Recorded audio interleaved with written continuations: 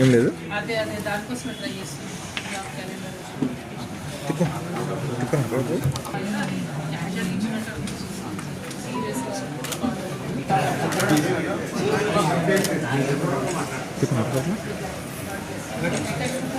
అందరికీ ఒకసారి అప్పటికి చాలా మంది ఉన్నా కూడా బిడ్జి పర్సెంటేజ్ మా పీఓ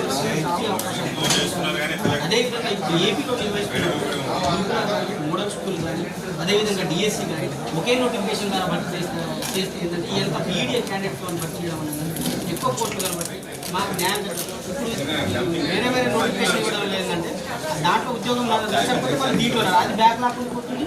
ఇక్కడ ఒక నిరుద్యోగికి అన్యాయం జరుగుతాం. అందుకనే ఈ అన్ని కలిపి ఒకటే, అన్ని సిలబస్ కూడా ఒకటి, ఎగ్జామ్ ఒకటే, సిలబస్ ఒకటి, ప్యాటర్న్ మొత్తం ఒకటి. బట్ మాకు వేరు వేరు పెట్టడం వల్ల ఏంటంటే మాకు చాలా అన్యాయం జరుగుతుంది. దీంట్లో చర్చించాలని చెప్పేసి డిమాండ్ చేస్తాము. ఇప్పటి నుంచి కొట్లాడతాము. అదేవిధంగా ఈ డిఎస్సిలో 2 సార్లు ప్రమోషన్ ఇచ్చారు టీచర్లకు. 2 సార్లు లాస్ట్ టైం డిఎస్సి అయిపోయిన తర్వాత 22,000 ఒకసారి ప్రమోషన్ ఇచ్చింది. మొన్న కూడా ఒకసారి ప్రమోషన్ ఇచ్చారు 4,000.